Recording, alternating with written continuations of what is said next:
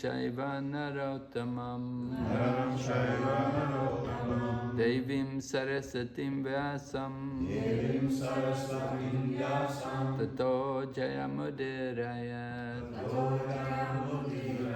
Nastaprayeshu Vabhadreshu Nityam Bhagavata Sevaya Bhagavati Uttama Shloke Bhaktir Bhavati Naistaki. We're reading Srimad Bhagavatam, Canto 3, Chapter number 6, entitled Creation of the Universal Form. Text number 39.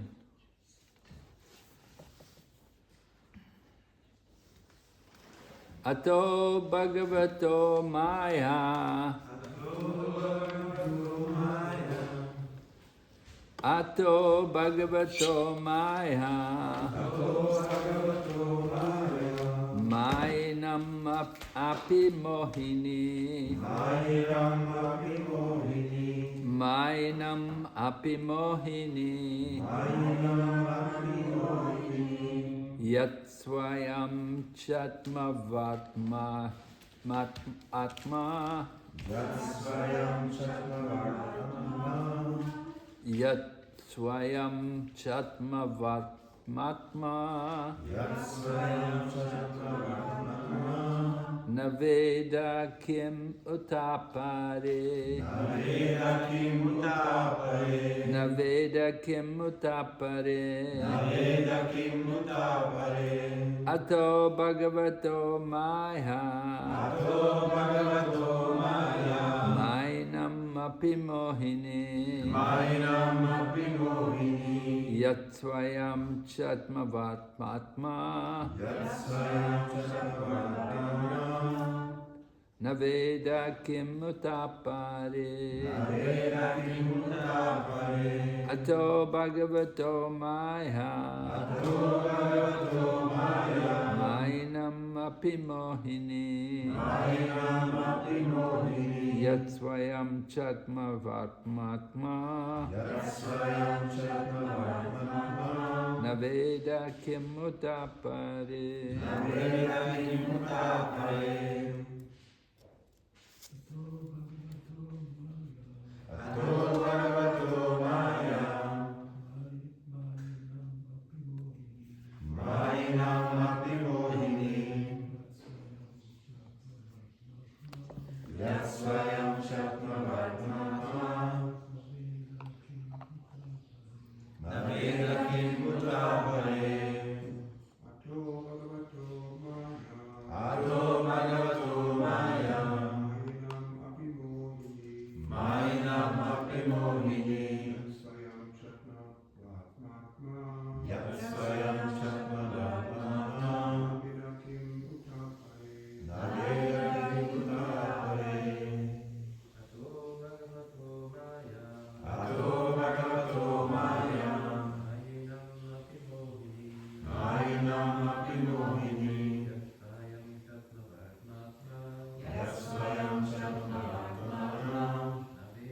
Naveda kim utapare Ato Bhagavato Maya Mainam api mohini Yat swayam chatma vatmatma Naveda kim utapare Manchis? Ato Bhagavato Maya Ato Bhagavato Maya Mainam api mohini Yat swayam chatma vatmatma Yat swayam chatma vatmatma Naveda kim utapare Naveda kim utapare Ata, Ata therefore, Bhagavata, godly, Maya, potencies, Mainam, of the jugglers, api, even, mohini, enchanting, yat, that, oh, that which, swayam, personally, cha, also, atma-vatma, self-sufficient, atma, self, na, does not, veda, no, kim, what, uta, to speak of, apare, others. Translation. The wonderful potency of the Supreme Personality of Godhead is bewildering even to the jugglers. That potential power is unknown even to the self-sufficient Lord, so it is certainly unknown to others. Purport by His Divine Grace, A.C. Bhaktivedanta Swami Srila Prabhupada. The froggish philosophers and mundane wranglers in science and mathematical calculation may not believe in the inconceivable potency of the Supreme Personality of Godhead, but they are sometimes puzzled by the wonderful jugglery of man and nature. Such jugglers and magicians of the mundane world are actually puzzled by the jugglery of the Lord in His transcendental activities. But they try to adjust their bewilderment by saying that it is all mythology. There is, however, nothing impossible or mythological in the Supreme Omnipotent Person. The most wonderful puzzle for the mundane wranglers is that while they remain calculating the length and breadth of the unlimited potency of the Supreme Personality, His faithful devotees are set free from the bondage of material engagement, simply by appreciating the wonderful jugglery of the Supreme in the practical field. The devotees of the Lord see the wonderful dexterity in everything with which they come in contact in all circumstances.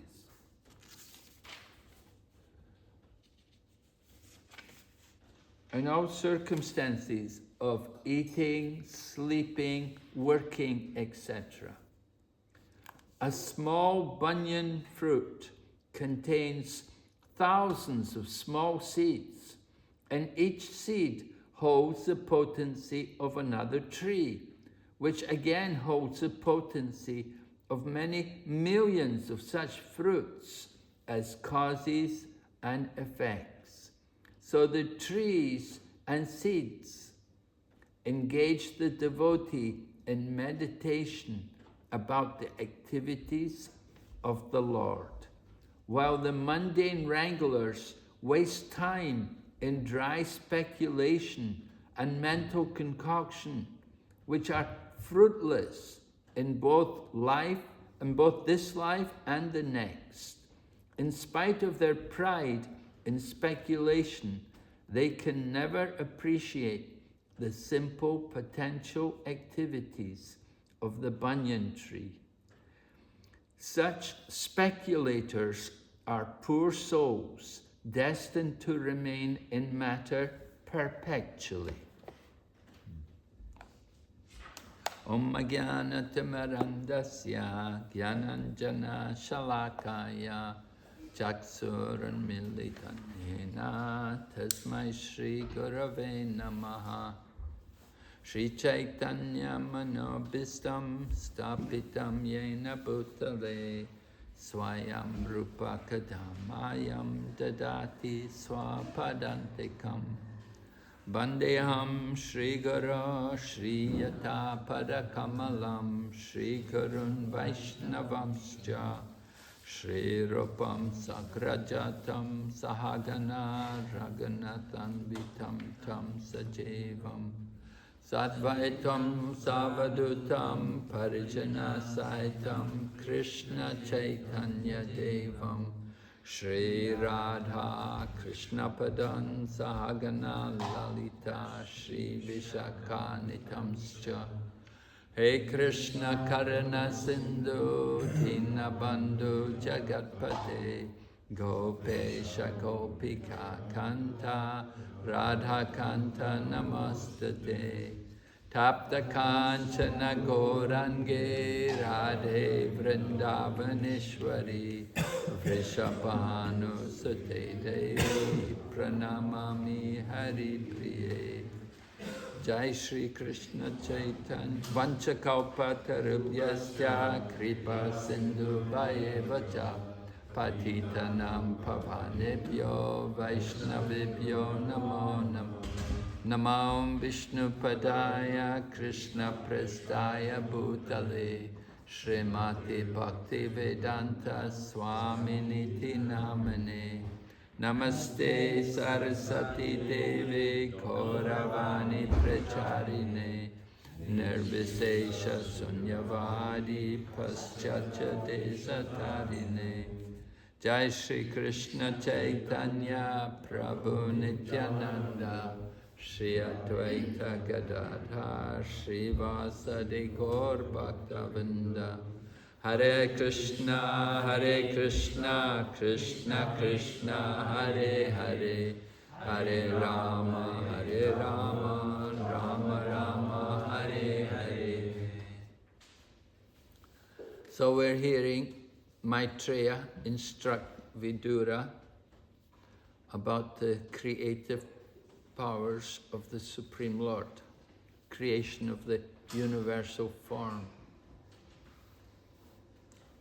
The Lord's Srishti Tattva, how the Lord creates this cosmic manifestation. It's already been discussed in the second canto. It comes, I think there's 3 presentations of creation. One is Sukadeva Goswami to Maharaj Parikshit. Here you have Maitreya instructing Vidura. It's important for us to understand the creative power of the Lord, because without appreciating the inconceivable potency of the Lord, we will never be able to understand the Lord's pastimes. His lila in Vrindavan with the devotees, with the people in Vrindavan. It's very important that we appreciate there is such a thing as Achintya Shakti. Achintya Shakti, meaning inconceivable power. And Prabhupada explains here in the purport how the empirical scientists, they cannot appreciate that. They will never accept that. Their whole life is to measure everything and calculate everything, to use their science and technology, that everything should be calibrated, and they try to do these things, but of course they can never fully appreciate everything. Even on this one planet, there's so many inconceivable powers which are beyond the powers of these mundane scientists and philosophers to appreciate. The common example is of the sun, how the sun is giving so much light, heat and light every day, and it's never exhausted. It is inconceivable power. we have some power, we burn some fuel, we burn some wood and so on, but it's very limited. How long it will burn, it's limited. But the sun, every day without fail, the sun is there and it's emitting so much heat and light. Where is it coming from? Material scientists can never begin to understand these things. So it's important for us to understand that there is such a thing as Achintya Shakti, inconceivable powers, things which are just beyond our comprehension. But it's important for us to also appreciate the wonderful powers which the Lord has. And Prabhupada talks about being a juggler, juggling things. And Mayavadis, they're also good in juggling words, you know, they like to juggle words and come up with their theories and philosophies. But here Prabhupada is applying the word jugglery in relation to Lord Krishna and his different potencies. He says ordinary people, scientists and technologists, they have some expertise in jugglery, but it can never compare to the inconceivable potency of the Supreme Lord. That his jugglery is just far beyond our ability to understand. Therefore, when we try to explain the pastimes of Lord Krishna, if we simply go to the Lord's pastimes in Vrindavan, where he's maybe killing demons or dancing with the gopis, and all of these things can never be understood by the ordinary people until they first of all accepted that there is such a thing as Achintya Shakti. And Srila Prabhupada comments how these people, they will simply say that our presentation of God is just some mythology. They say, oh, just stories, it's not real, it can't be true, it's all myths, they will say. And there are many scholars and philosophers, they write books about the Hindu myths, all the myths of the Hindus, you know, the Indian culture is full of mythology. They say no proof. Of course, we see the proof every day because we see the inconceivable potency of the Lord, how he is maintaining this whole cosmic manifestation in a very orderly manner. When we look up at the sky and we see so many planets are there, every day we can see how the sun is rotating and how the moon is also rotating, how they're moving in different ways, how the sun is rising and then setting, and the moon is moving. In the course of a month, it's moving, becoming shadow and then becoming full, in a very systematic manner, not haphazard, not recklessly, but very carefully controlled.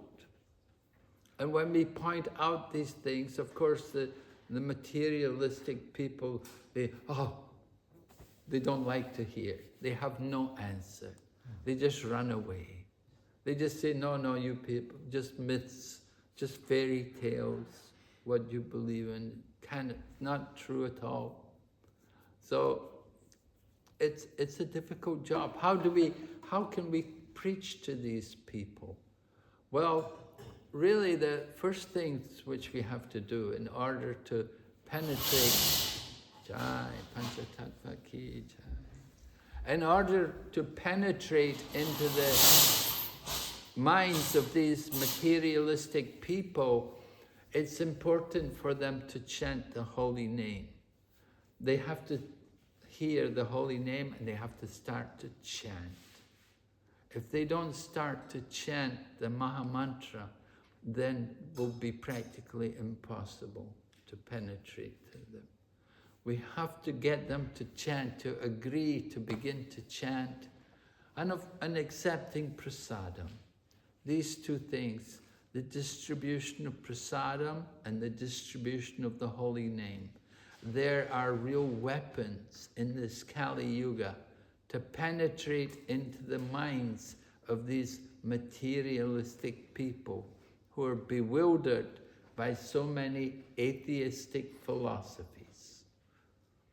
Atheistic philosophies, we see things like if we ask the ordinary person to explain creation to us, they will talk about things like, oh, the black hole, everything came out from the black hole, or the Big Bang Theory. And they have these ideas, you know, everything came about like that, you know. The whole city of Stockholm came out from the black hole, right? It just suddenly appeared. Or there was a big bang, and we woke up in the morning, and there it was, Stockholm, right? Of course, it's ridiculous. And we say that your theories are all mythology. You think our theories are mythology. Your theories are more ridiculous than ours. At least we relate our creation to personalities, that there are people involved, but not people of this world, people who are beyond this creation, So we try to explain these very basic points to common people. So many atheistic, Darwin's theory, another atheistic theory, that we've all evolved from the apes. And these kind of theories are being taught in, for example, schools like Christian schools. They will teach Darwin theory. They're supposed to believe in God, but they teach that all men evolved from the apes. So all of these, Prabhupada points out, theory, there's no proof. It's just a theory. It's a speculation. So of course, there are two processes of receiving knowledge. One is speculation, and the other is by deduction.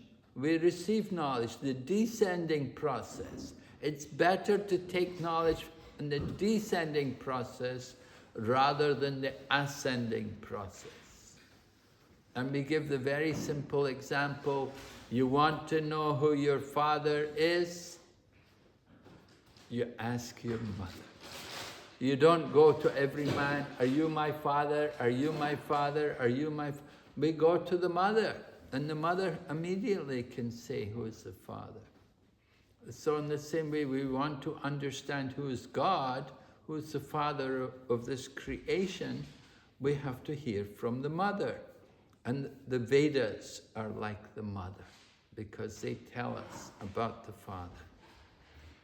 So hearing is very important.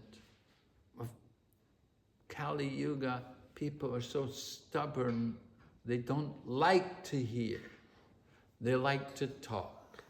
They have their own ideas, their own theories.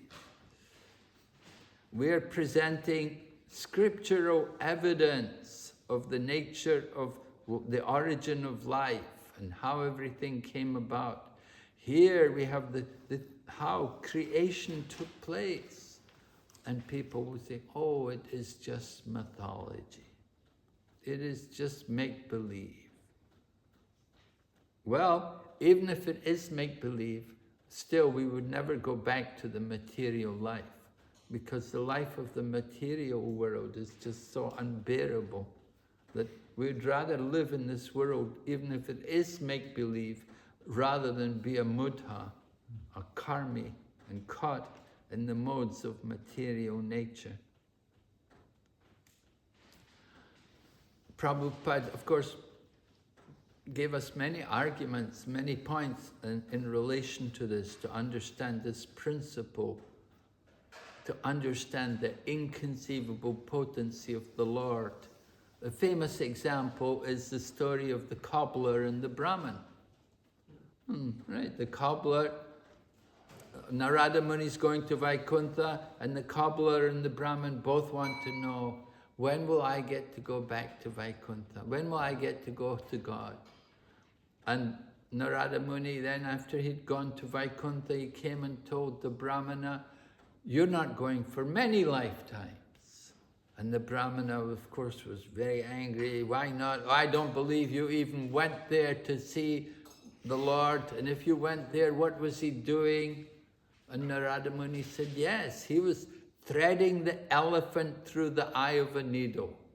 And the Brahmana said, just see how ridiculous. Oh, don't waste my time anymore. Get away from here. All right? And Narada Muni didn't like, the Brahmana didn't like to hear from Narada Muni. But when he told the cobbler that the Lord said, very soon you're coming back, and he told him that the Lord was threading the elephant through the eye of a needle, the Brahmana thought, the cobbler thought, how wonderful my Lord is. And Prabhupada makes the same point here in the purport, that the devotees are always impressed about the jugglery of the Lord. How the Lord is so magnificent, how he can juggle, he can do so many wonderful things. And this is what gives pleasure to the devotee.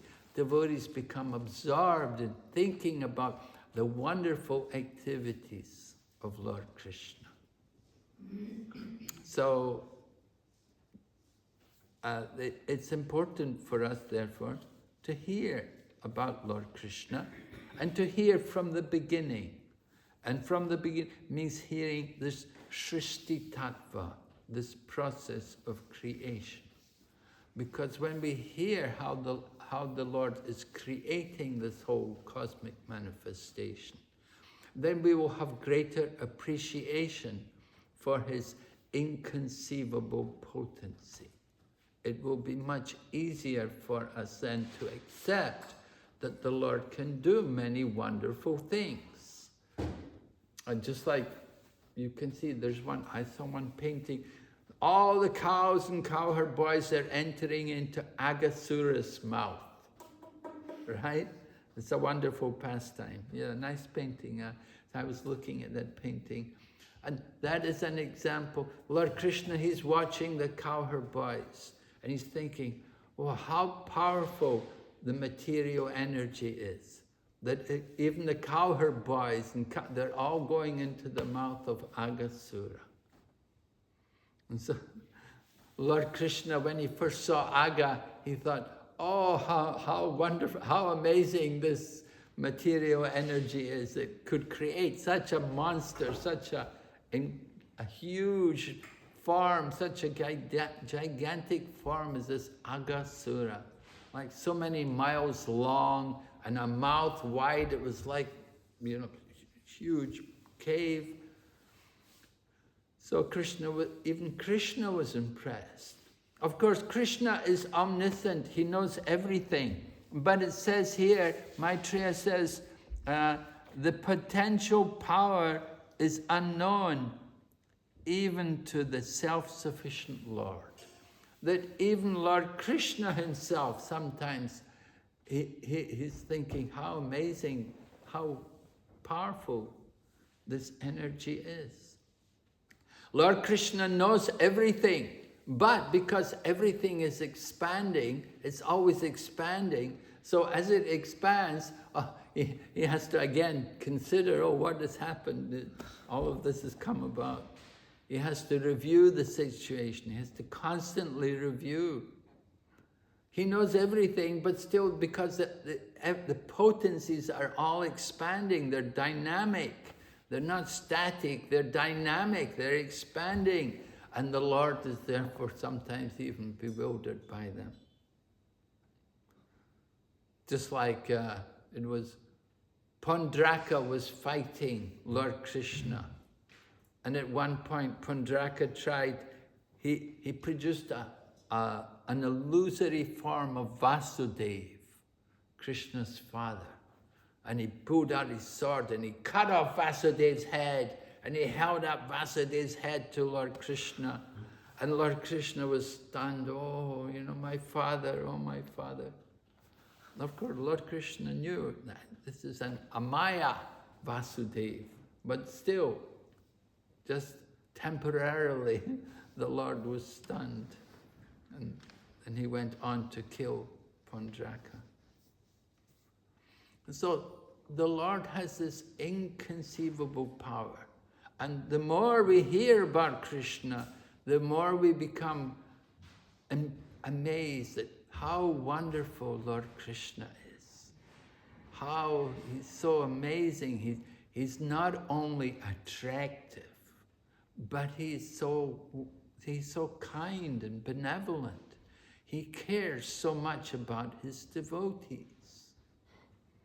Just like when he went to visit his devotees, he would come out from Dwarka and he went to visit Shrutadev, the Brahmin, and at the same time he went to Bahulasva.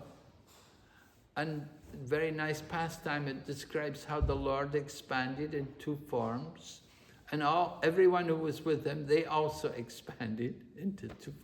And one group went to Bahulasva, and in King Bahulasva's palace, they enjoyed everything, all opulence, you know, very beautiful and very comfortable and very luxurious food. And then at the same time, Lord Krishna, with all of his sages, his whole entourage, they were all in the home of Shrutadev, the Brahmana. And Shrutadev, the Brahmana, has a simple dwelling, and it's very basic, very frugal. And it puts everyone on the floor, gives everyone a seat on the floor, and brings them some very, very simple prasadam. It's so amazing how Krishna he's so satisfied in both situations. He's not overwhelmed by the opulence, and he's not inconvenienced by the basic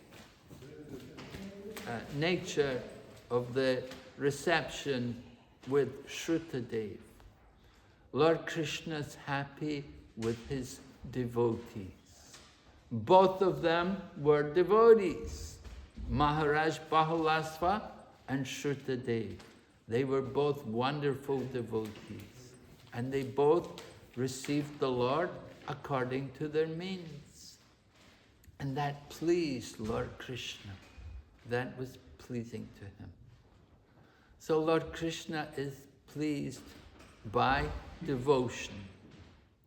Only those with devotion can understand Krishna. With no devotion, the common people, if they have no devotion, they cannot understand what are these activities, what is going on. How can a little boy pick up a hill and hold it up for 7 days? It's all mythology. They think it sounds unreal, not of this world. But the Lord is not of this world. He is transcendental to this world. He is not only not of this world, he is the source of this world. It all comes from him.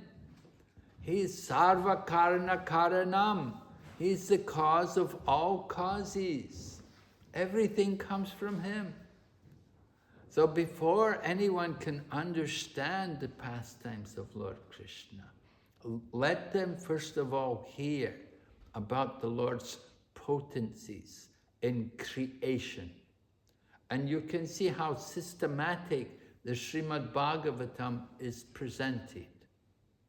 Right?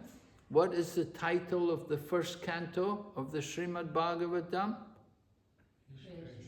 Creation. Yeah. We have to learn these things.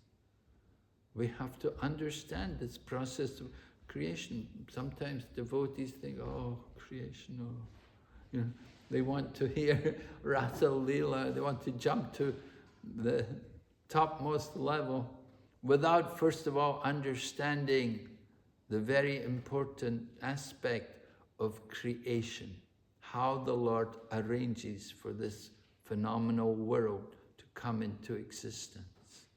And it's so amazing, it's so systematic. The more you study it, the more you become impressed. Just like, you know, when we study Sankhya philosophy, we learn about the 5 elements of material creation: earth, water, fire, air, and ether. And then we point, when you study that, the Srimad Bhagavatam explains how everything comes from sound. And when Prabhupada heard that, he said, yes.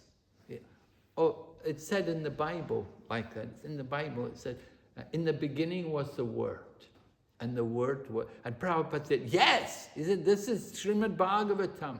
In the beginning was the world, was the Word. And that means sound. There has to be sound for a word to be spoken. So he said, Srimad Bhagavatam describes creation. It begins from sound. And sound is in ether. Ether is the finest element. The creation comes about from subtle to gross. The beginning of creation is ether. In ether there is sound.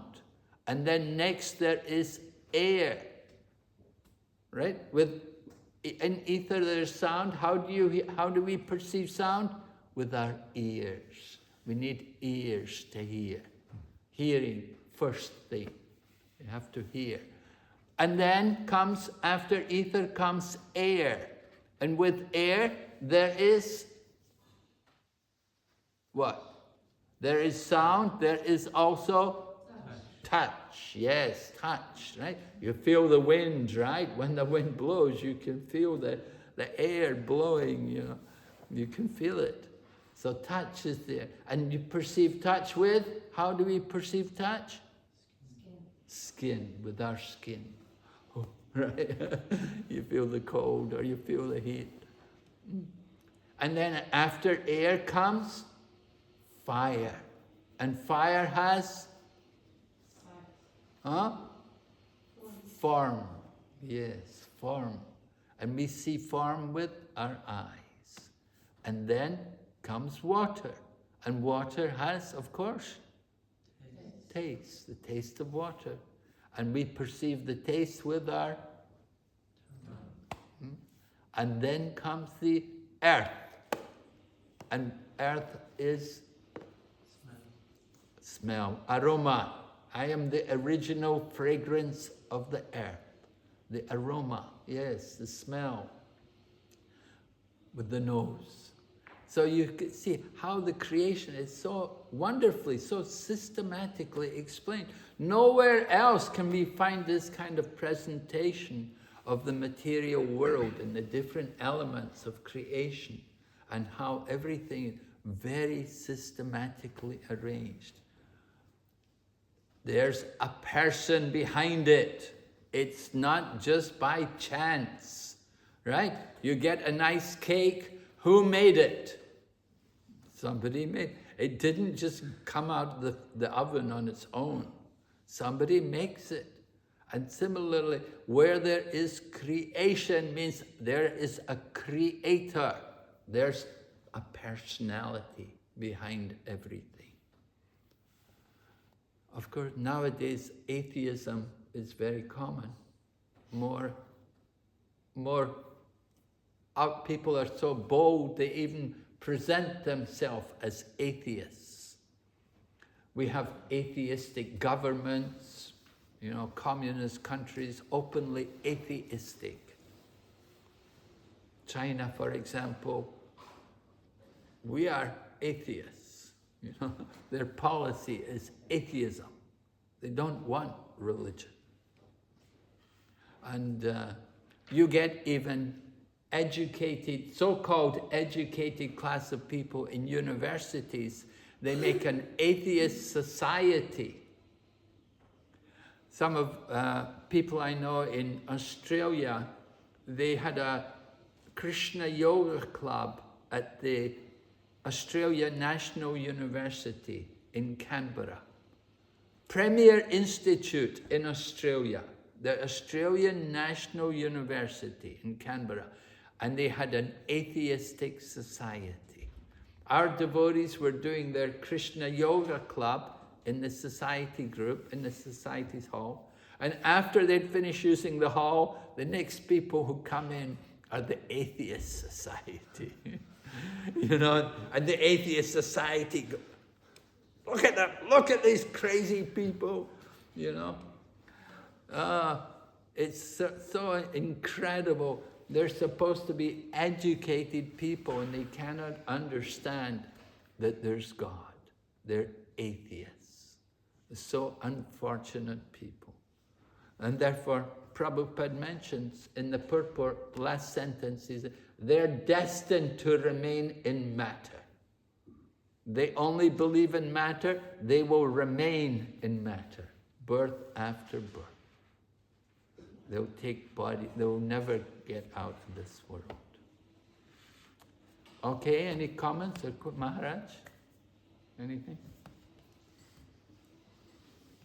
Maharaj, you're preaching in the universities? Am I preaching in the universities? Well, if I get a chance, yeah. I never usually get a chance.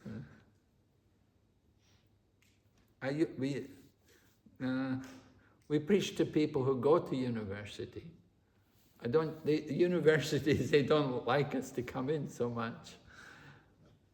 They're afraid. Like in India, you know, in India, the devotees were going there to the universities, they were preaching so much. The colleges banned them, don't come anymore, we don't want you coming anymore. Because they were making devotees, they were getting people to become devotees. So,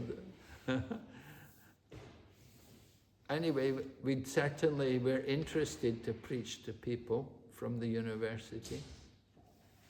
If they're ready, if they're willing to hear. We'd certainly try to get into the universities. It's not always possible. But Prabhupada liked us to preach to these kind of people. He thought the educated people, they can become strong devotees.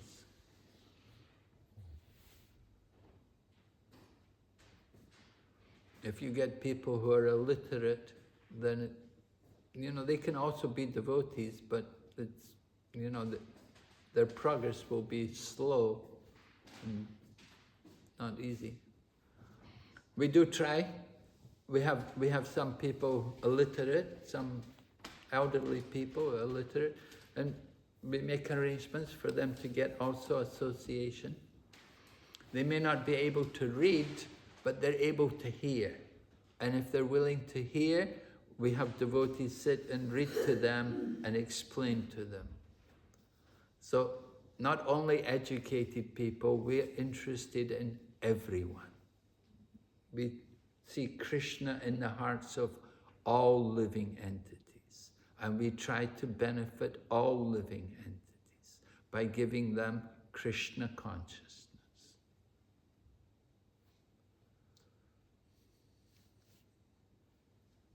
Okay? Yes, bro?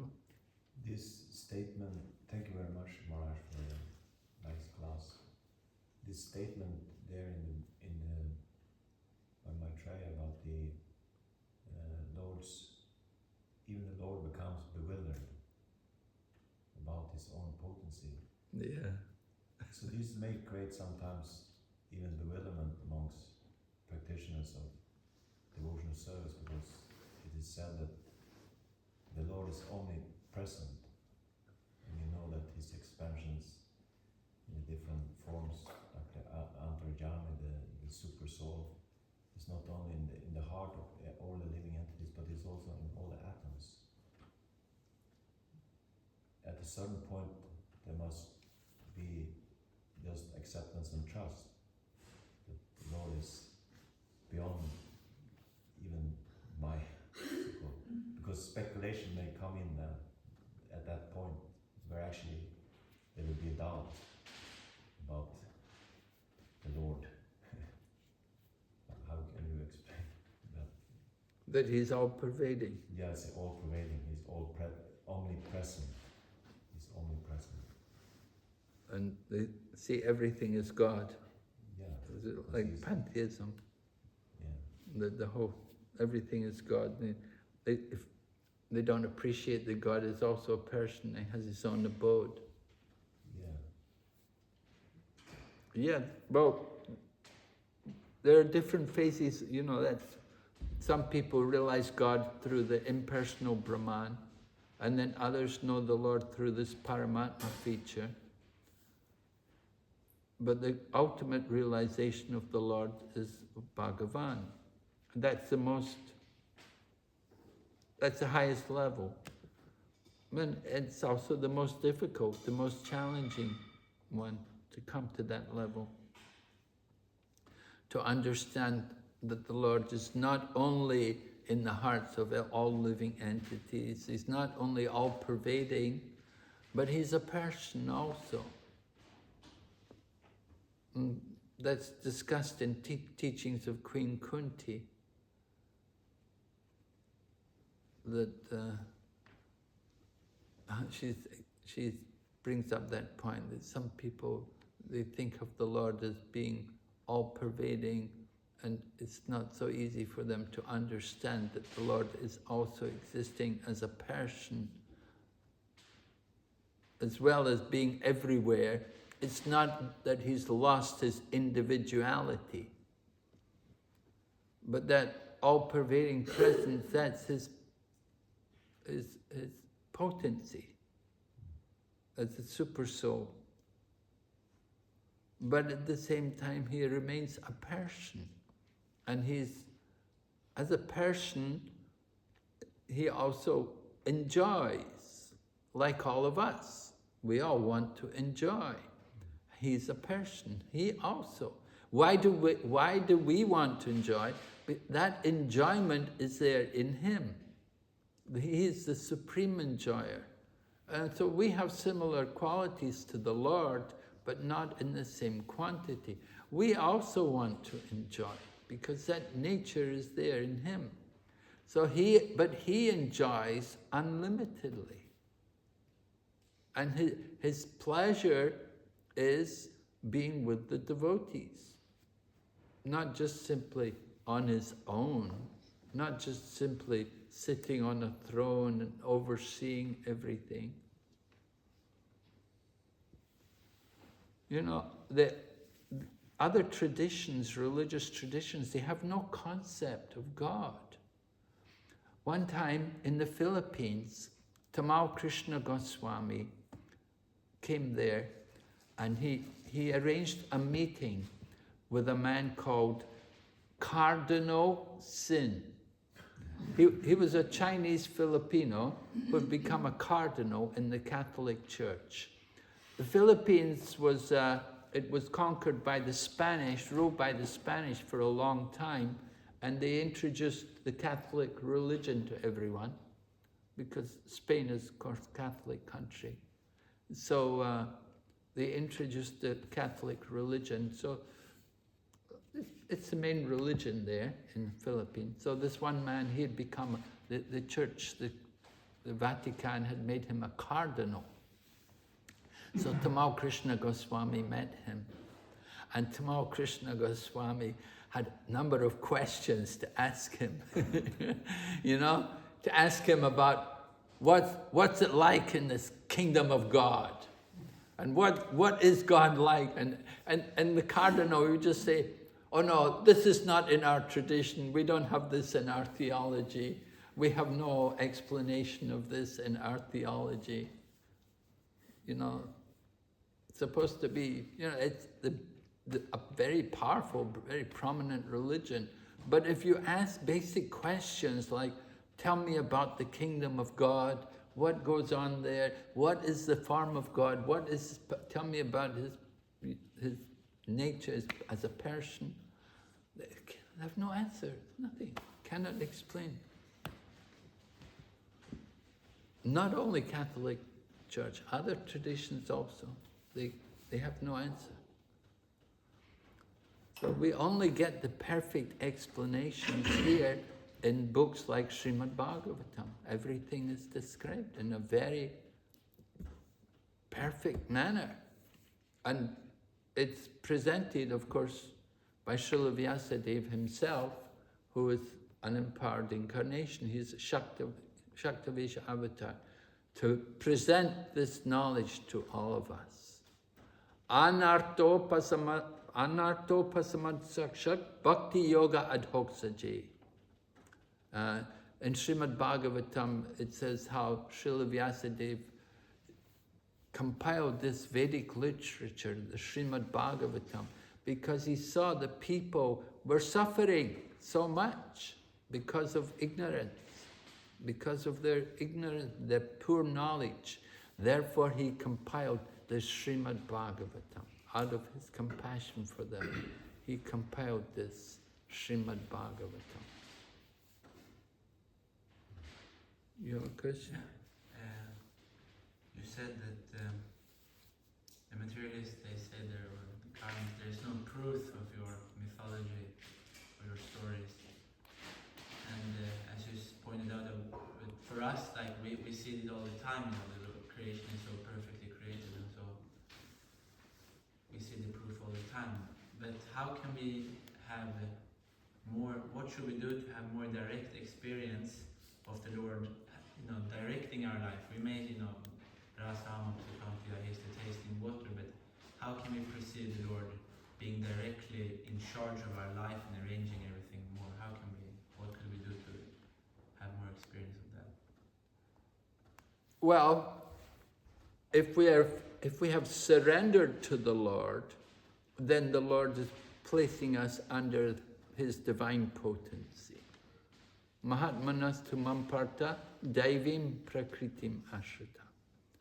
The great souls are under the protection of my divine energy. And of course, those who have not surrendered, they're under the modes of nature.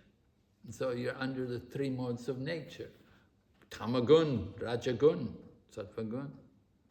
We're controlled in everything, in every step.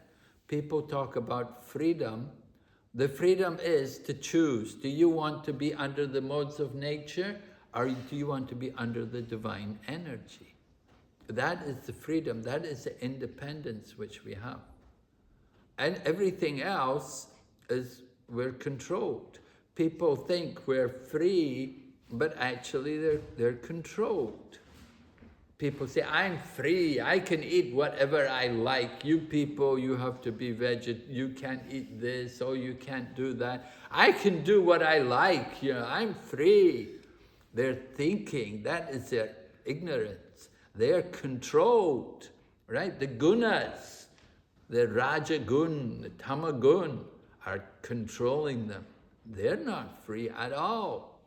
They're fully controlled. Tell them, just try stop. Try to stop smoking, stop drinking. They can't do it. They can't give up their bad habits because they're controlled. And the devotees are also controlled. We're controlled by the divine nature of Krishna. That we chant Hare Krishna. We come to the temple program.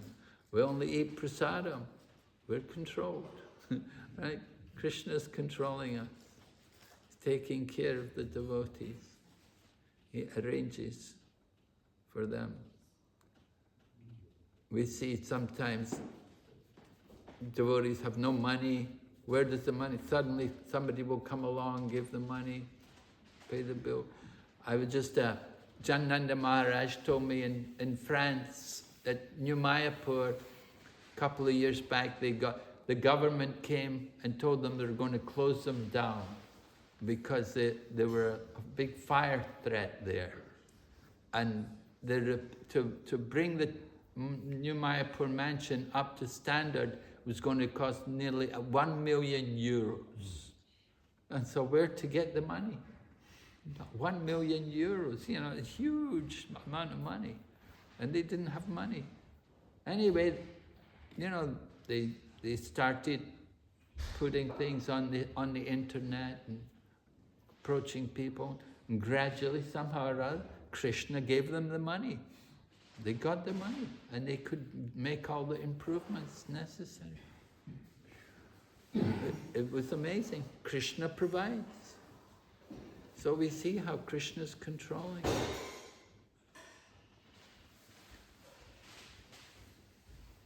Many examples like that, devotees in difficulties, and Krishna helps them. Krishna takes care.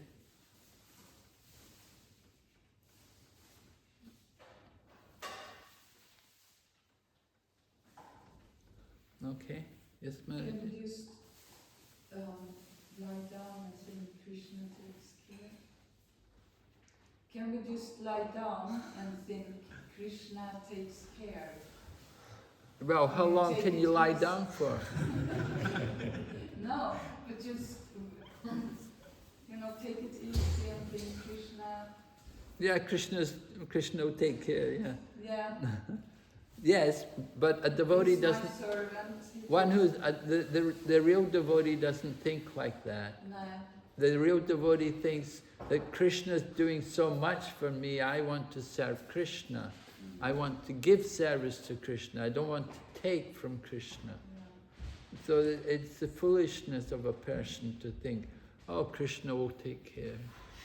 That laziness, that lazy mentality is there in Kali Yuga, that ignorance. So that is not the mood of a devotee, of course. Devotee will never sit back. Devotee likes to work for Krishna.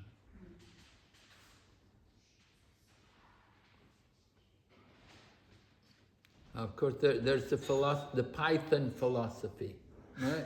The Python just waits wherever he will just wait for somebody to come, or something to come.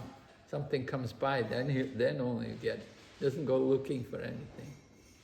And so that's described in 5th canto, like Rishabdev, like that, laying there. Even he's passing stool and everything. He's rolling in the stool. So that's a very special level. That's to make Krishna to your servant. You make Krishna as your servant instead of you are the servant. Yes, well, if the thinking is like that, Yeah.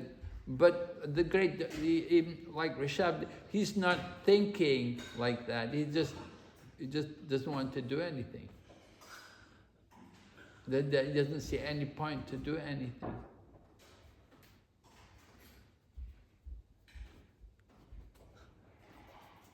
So that's similar to that Jain philosophy. That became, of course, like the Jain teachings. There's a religion called Jainism, and it's similar to Buddhism. I heard that one of the reasons why Buddhism was driven out of India, because in Buddhism, the whole of India was into Buddhism. Even Mathura was a Buddhist capital. And you go to the museum in Mathura, it's full of Buddhist relics. Then it's the birthplace of Lord Krishna, but so much Buddhism was there in Mathura.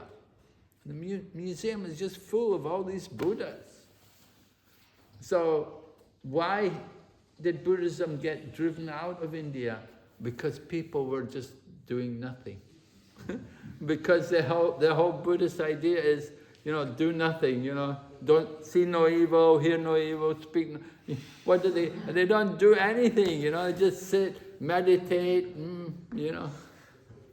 And the result was nothing got done. There was no farming, there was no production. The whole place just became overrun with wheat, everything just growing wild. So they saw that this is not the way. Then they brought back Varnashram. And Shankaracharya came with the Brahmanas. And they brought back, they organized a society, got people working. Sit back, do nothing. If everyone sits back and does, then it's a problem.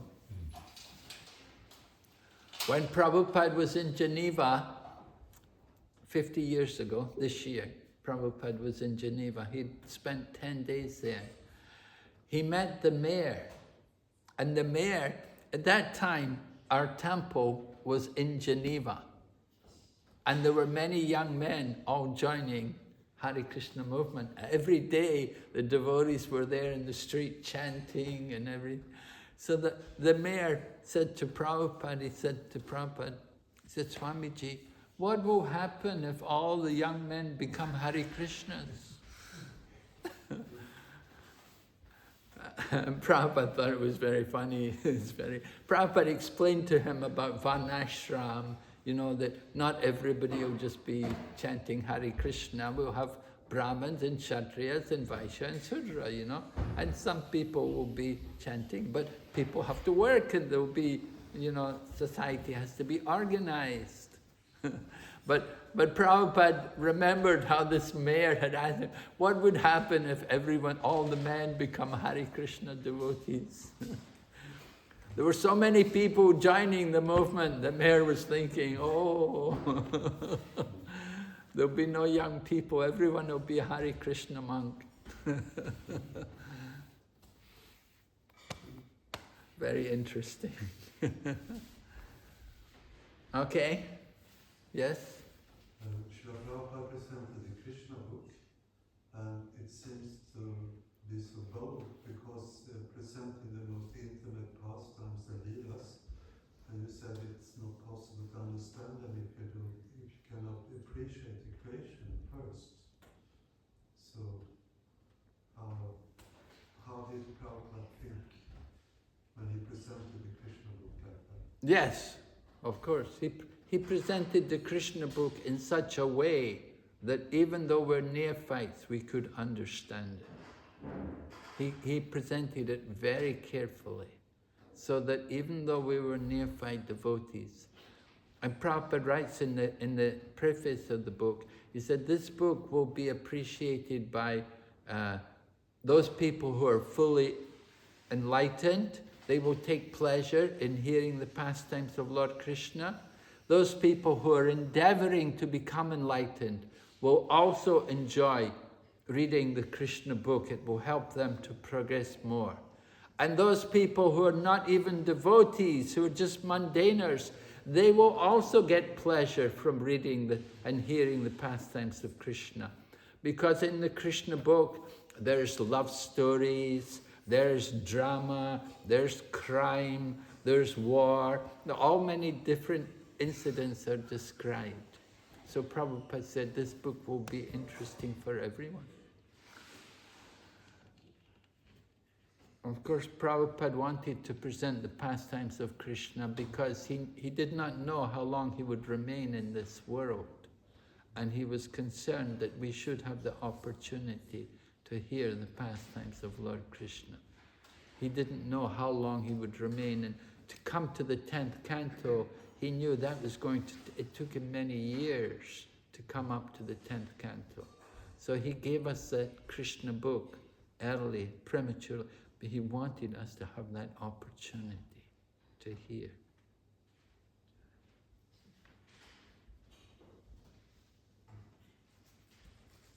But initially he came to America with the first canto, Srimad Bhagavatam.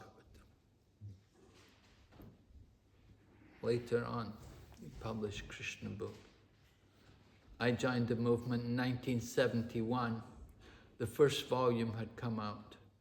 I purchased the first volume before I became a devotee. I purchased it from a bookstore, and it brought me to the temple. So later on, the second volume came out. So that's like 71, 72. But even before that, he had published also Nectar of Devotion, because his Guru Maharaj had told him also, this is a very important book. You should study this book carefully. So he was eager to publish Nectar of Devotion. And Sri Ishopanishad, that was also published that was taken from articles which Prabhupada had written in his Back to Godhead magazine. He was already writing Back to Godhead magazine, so the Sri Ishopanishad, they were excerpts published inside his Back to Godhead magazine. So when he went to America, he told the devotees that they could take these different articles, put them and make a book, make the Ishopanishad book and print that book. It's also a very important book because people who are Gyanis or Vedantists, they don't accept Srimad Bhagavatam. They don't accept Bhagavad Gita. They're Vedantists. You know, like Ramakrishna Mission and people like that. They only give classes on Vedanta, on the Upanishads. Upanishads are part of Vedanta. So Prabhupada said, go publish this book, Ishopanishad. It's very good. Even somebody's a Jnani or a Vedantist. Okay, this is from the Vedas, Ishopanishad. You can read this.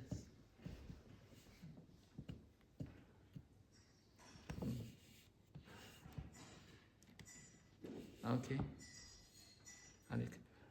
I've got some nuts here, prasadam. I wanted to distribute. You can help me eat them. Please take a few nuts.